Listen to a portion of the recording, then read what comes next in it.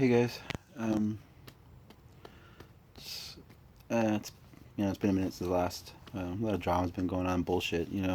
Family as well as just people. I guess whatever. Um, I just got off the phone right now. I was studying. Um,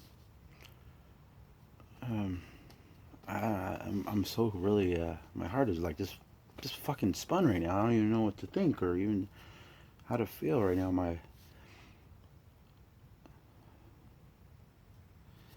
There was five families in the beginning that I helped, and they were kids, and they were in non-medicinal states. So back when I was the early part of this deal, I was actually doing things, but it was a scary time because they very well could have been arrested, taken to jail, and lose their children and stuff. But I didn't force anybody to do anything, and I just told them what I would do if if it was my child or whatever. I'm not God. I'm not a doctor. I never went to school for any of this shit. I just did my best to learn as much as I possibly can.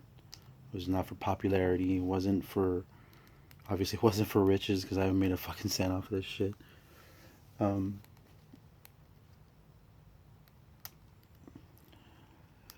his name was Taylor Nathan.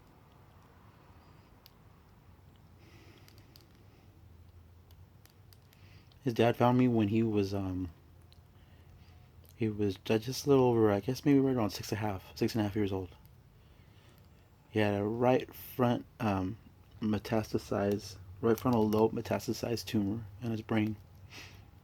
Uh, he was pretty much already dying when they found me. It was pretty bad.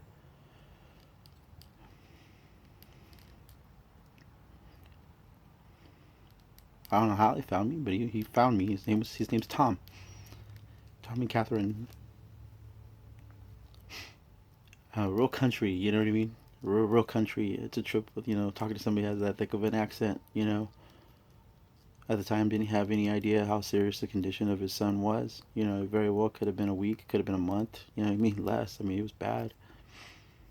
I was mean. I was tired at the time, grumpy and frustrated with everything and everybody, and I was really cold hearted to the man. I said some things straight out that I have no no way of being able to do that.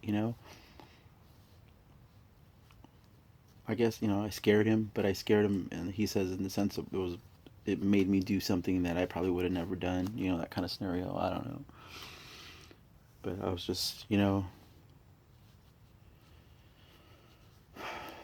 well, he was 6.5, and it took a good almost a year and a half. I lost track of him.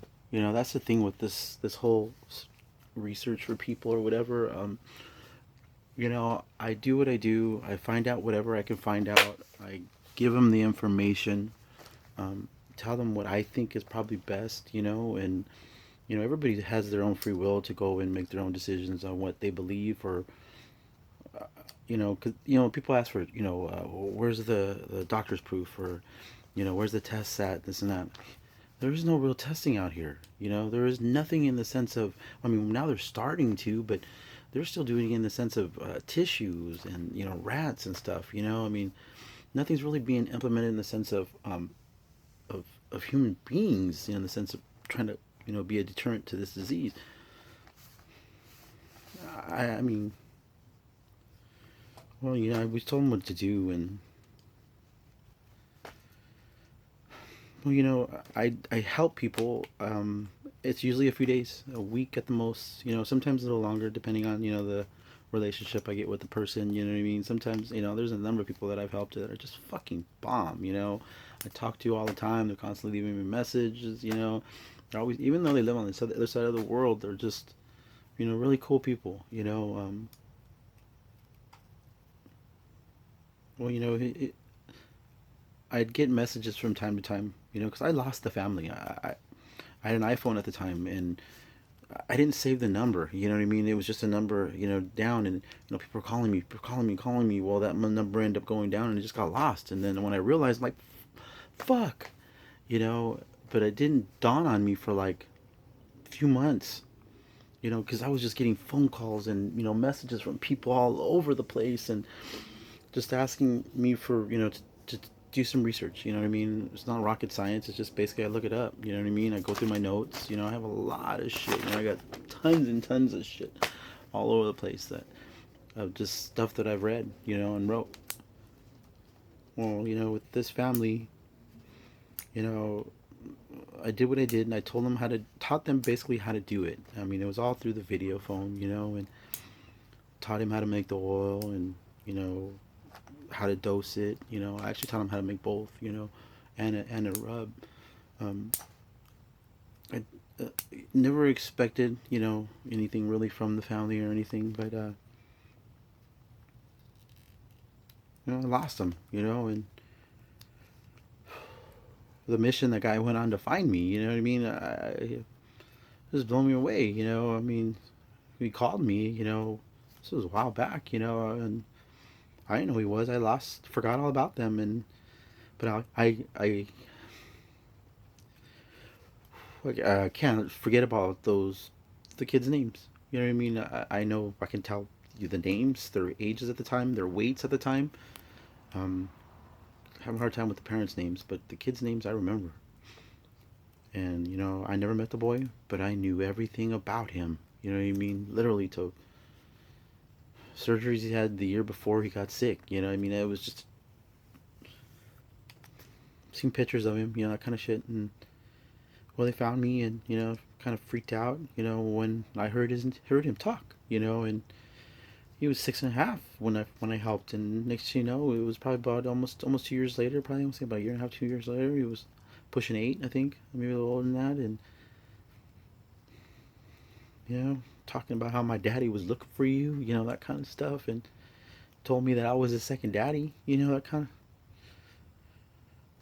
Why I get messages from them from time to time, you know,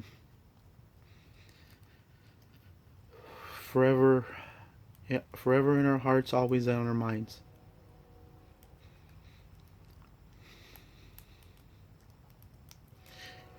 Well, I just got a phone call from Tom right now, and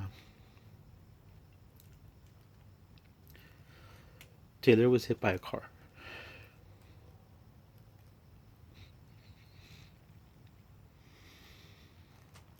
See, that's the thing I don't understand. You know, you work so hard, and you know everybody works so hard, and that quick.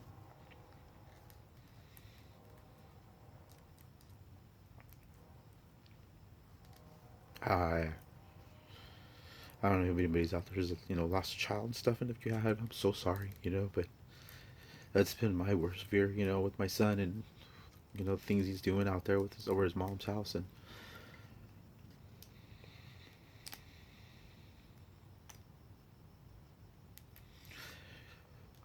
everybody say a prayer for Taylor and his family, please. We'll miss you, Mule.